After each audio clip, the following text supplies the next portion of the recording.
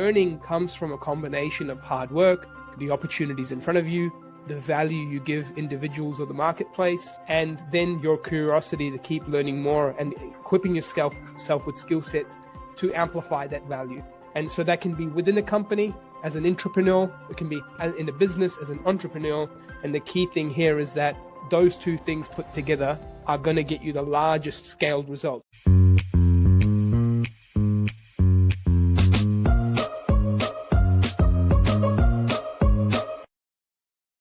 And I don't think you expected to talk to two dummies today. Especially, we've got an intelligent one and a semi-intelligent one. I'll let you work out which one it is by the end. Oh, well, hey, this very harsh criticism of yourself, huh? So I guess if you use that as a compliment, you're very reflective people, right? You're like looking to all the flaws and the benefits. The more flaws we have, the more we can appreciate each other, I think. Absolutely. Perfect. But yeah, absolutely. Thank you so much, Arjun, for joining us today. It's really an honor to have you because you are really the face of InvestorKit and also the #1 buyers agency in Australia. Not once, but twice in a row. So really congratulations for that. And, we just want to know about your journey throughout the years and right up to your milestones and winning this amazing award. Just sharing your journey from your banking days to property investment and what made you go down this route. Yeah, the journey's an interesting one. Very young still, the journey, but let's run through it. I guess to start off with, I'm a Kiwi that moved over to Australia when I was at the ripe age of 18. And when I moved here first, banking happened to be the industry I got into and literally started from the first roles in banking, which was being a teller. And banking was very, very special to me because it allowed me to gain 3 key parts that have helped me in the journey today. One is understanding customers, servicing them their needs. Second was understanding money, real estate, debt, all those factors that are important to growing our wealth. And then the third part is actually seeing the highs and lows to customer success when people have it really tough in the banking world, when people have it really well, when they're achieving everything they set out to achieve. And all that did for me is bring on a lot of curiosity. And I think that's how you should approach when you're working in any company or even any business. I think the key thing is that if you approach things with curiosity, it starts the fire, obviously, if you've got a passion with that. And that's where the fire started. I started figuring out, hey, why did this customer achieve this result? How did they grow a portfolio? What got them to make those mistakes? And the beauty about the banking world is you don't have to ask nicely. You get all that information anyway. They have to give you that information. And so putting all that information together, there is group A of people who basically like to just, hey, that's my day, that's my job. And I think there's people in group B who the people out there, and I fit myself into that category, which was not only will I use that to do my job, but I'll learn, I'll get inspired, I'll continue to remain curious, and then apply that for myself.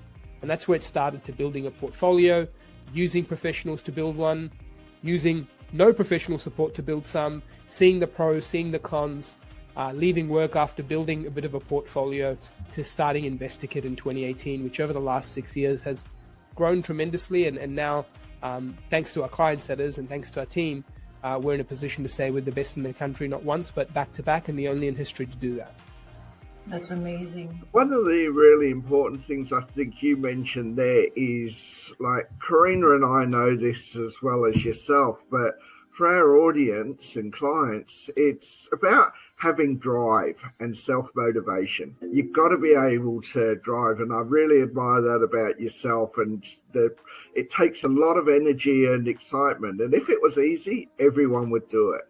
But if something's, it's worth doing because the successes are so much bigger, and the feeling, the excitement, the euphoria is huge when you do get to that point. So I just want to say congratulations to you for driving that, and use that as a motivation for all our audience listening, that never give up. You don't fail, you just keep going, and we're a testimony to that. No, thank you so much for sharing that. That's such an important point you raised, because it wasn't long ago I was reflecting on my clients' portfolios, and I recognized 2 things. And this is the thing to do with, and look, I guess to explain this point and bring it home, you can measure success how you want to. There's so many other ways, right? People, look at it spiritually successful, look financially, looking at health, I'm not here to label it, but here we are on a financial podcast. So let's talk finance, right?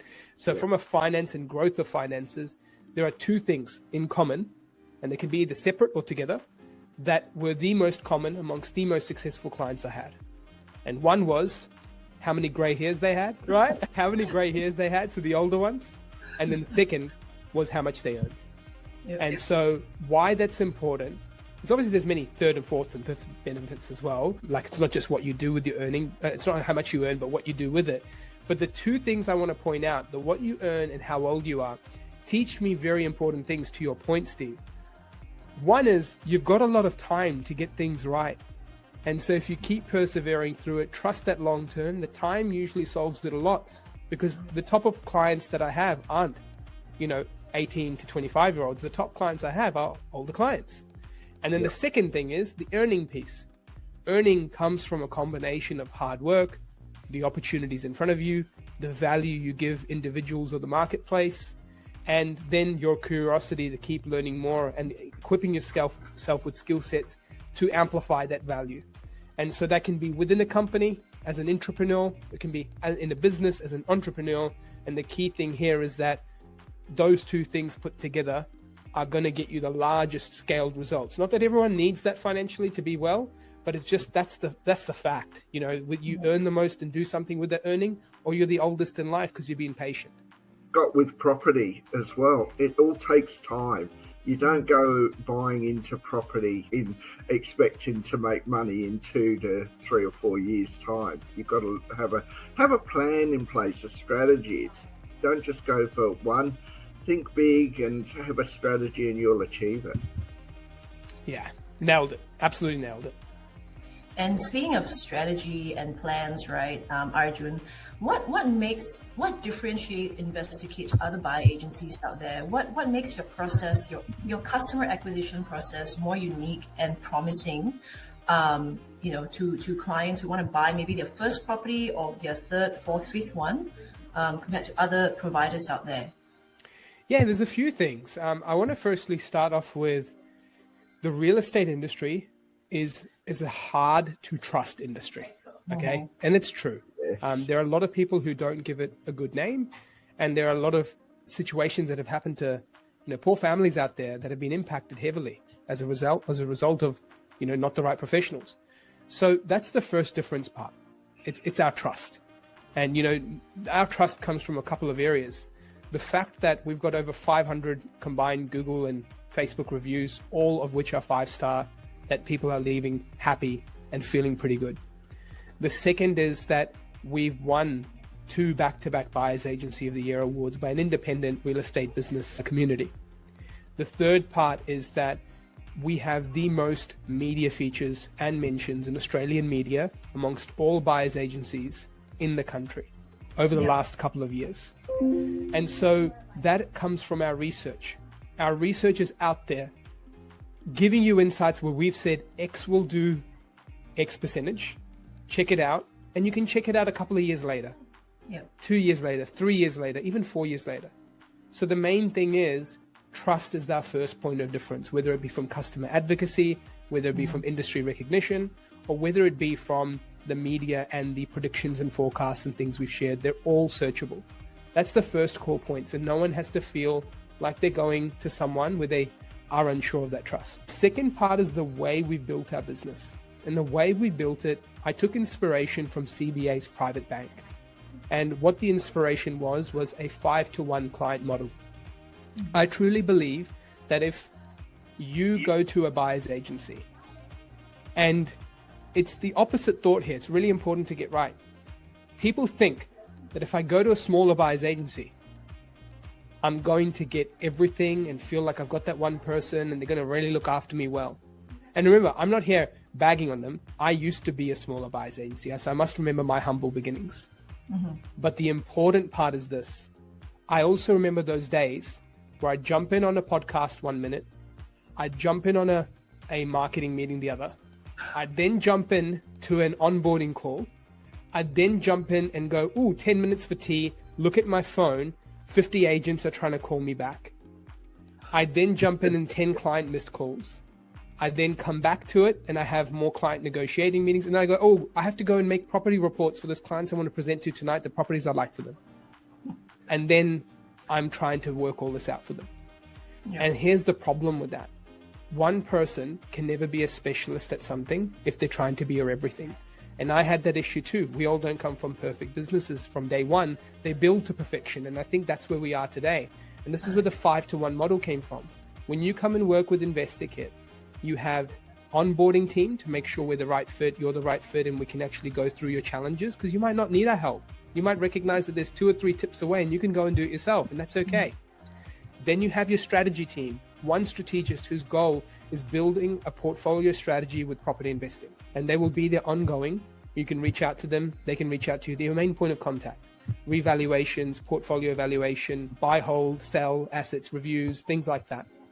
Third is the acquisitions team, conducting due diligence daily on properties all around the country, looking at sourcing off markets, and then ensuring that they're presented as well. Fourth is the research team.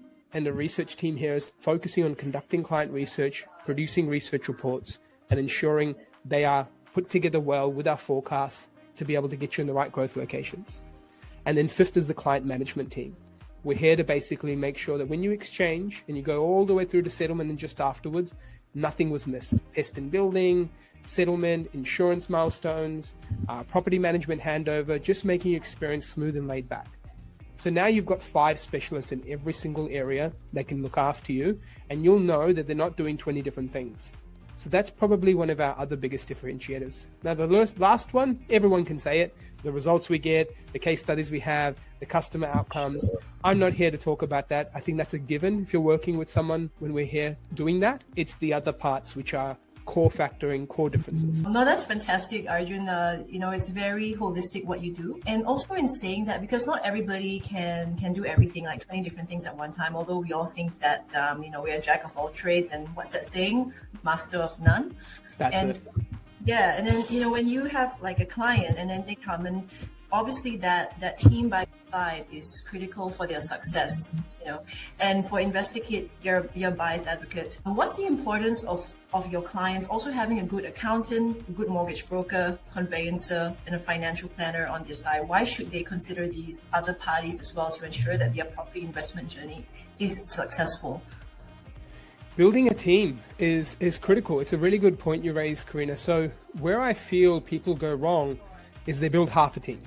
And I think when you build half a team, it's like having, half a solution or knowing half your options. I think this is where... could you imagine clients having only Karina to deal with and not me? I'll let you two decide whether that's tough times or good times for that client. But yeah, look, having half a team isn't fair for someone, because if they go in and say, great, I've got the great portfolio in terms of property, and then I'm really great in terms of a good position with my finance, well, how do they know those two things will definitely get them to their goals? How do they know that their superannuation's in the right place? How do they know that in the event that happens and everything's going well, then a loss of job or a family event occurs, they're protected or not, right? So I truly feel that all of these things need to be considered as a whole. Just like when I'm building my portfolio, there's all that team around me. I'd say if you're looking for my portfolio as inspiration, or some of my clients as inspiration, do what the best do and copycat. And when you do that, that's what enables you to get somewhat similar results. Correct. Yeah, learn from the best. Don't reinvent the wheel again. That's exactly right. Exactly. Yeah. And Arjun, for InvestorKit, literally, as you mentioned, you are in almost every media publication. You're even on a bus, or shall I say, a lot of buses in Sydney and New South Wales. And you are, you're dominating the market in a great way. What are your plans for InvestorKit, say in the next 1 to 2 years, short term, and then long term, 4, 5 years, so on and so forth, continuing? Yeah, it's an interesting one. I think every time I say the plan, I go back and I go, you're not thinking big enough. And then you come back and then I redo the plan again. So I wouldn't say it right now in terms of size or what we're trying to get to, but I'd say this. We know, and this is why we're in business today, we can make a difference to clients' lives. They purchase property faster, they purchase more, they purchase better properties, and they're able to get clarity on where they're going with property investing. They're able to have their time back. They're not wasting weekends. They're not scared of making mistakes. They're not worried about constantly missing out. So we know that's 7 reasons there already that we can say, I'm comfortable, that we can make a difference. And so when we know that, and then when we take our ideal clients that we've been able to help them build their portfolios to scalable levels, why not have more of them? Like, just why not? I think when you've got a business that you know you can make that much of an impact, I think it's selfish not to grow. It's honestly selfish. It's like, I'm just doing it for myself with the dollars in my bank. Where if I'm growing, true business like owners, true entrepreneurs at scale, they know building a business is not cheap. And they know building a business doesn't come with like moments where there's no risk. It comes with risk all the way through. Oh, yeah. And they also know that profit margins when you build a business are lower than they are if you do it yourself. And so what I'm trying to say there is that I'm beyond that point where the move is about me. It's about others. And it's about how far I can take this, meaning how many families can I help at scale when I know I've got a formula that will help many, as it's helped my friends, help my family, help myself, help my team members. You know, majority of our team owns well over 50 properties, right? So like our team is all property investors. They're all making a difference in their own lives. So I think knowing when we can make an impact, I would say that there is no, scale limitations to where we want to get to. We just want to do it the right way. And this is why every single year it's about constantly growing our team, creating more jobs, and making sure we're having the right people to offer that same solution at better levels each year as we grow. And it's just continuing to go until one day I clock off in life. You know what I mean? Because the truth is, it's just about how many people you can impact before your life is over. And that's what I want to do, whether it be from jobs created to clients impacted to partners and referral relationships that we build and impact more of their businesses and their clients as well.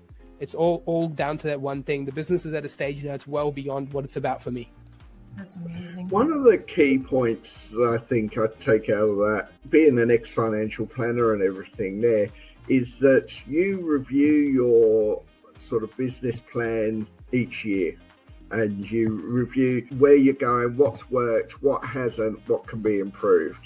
And that's something that's absolutely critical to me for doing in personal people, families and business as well. If you haven't got a plan that's flexible and fluid, it's not going to work, because life is not straight line. Business is not a straight line.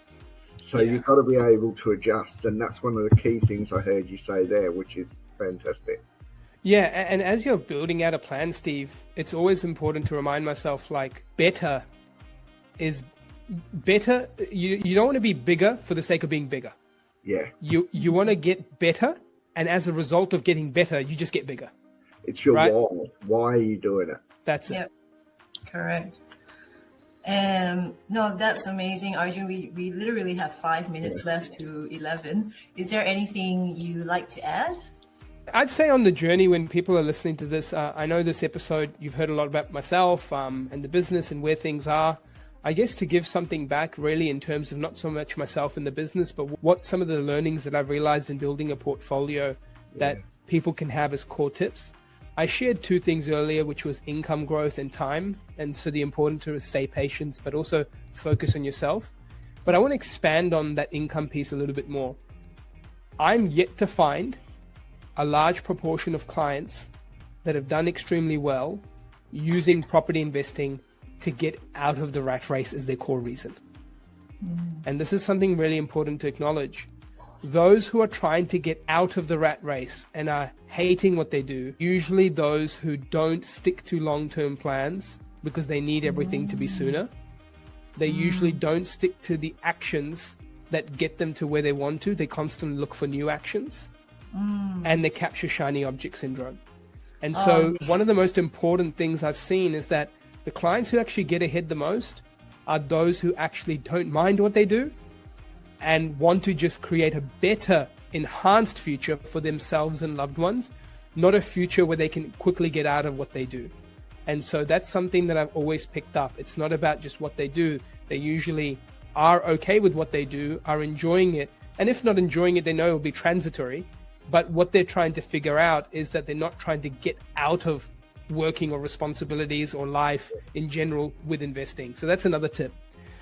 One more to share as well with a tip that I've picked up is I can't comprehend like how much people just want to chase the best growing location all the time. And in my own portfolio, I find a combination of the best growing location with diversity. And that's the key thing. If you chose the best growing location all the time, you may end up over the last few years having your portfolio spread maybe just in 1 or 2 states. Right. Whereas one of the goals that my wife and I had was, hey, we want to spread our portfolio far and wide, and we spread it across 5 states. And this is an important piece because as the next waves of housing booms and undersupplies and things show up, we're seeing certain states that will eventually calm down and in other states that will eventually pick up. Yep. And so if you think of it as a marathon and you go, hey, I'll go for the first best location for growth now, I don't mind the third best location for growth now, but because I think they'll become the first in the future. And so that's one big learning I've had. Yeah. Totally. Understand that totally. Yeah. Yep. So that's been the big ones for me, guys, in terms of a couple of extra portfolio tips for people tuning into this.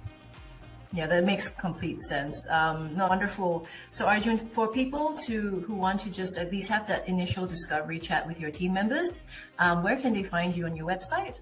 Yeah, it's investorkit.com.au, and they can reach out for a discovery call. It's a 15-minute chat where they'll speak to the team with regards to just learning more about them and where they're at. And then from there, we can go further. Awesome. Thank you so much, Arjun, for joining us today. Thank you so much, guys. Take care. Yeah, it's been awesome. Thanks so much, Arjun. See you, Steve. See you, Karina. Bye. See you then.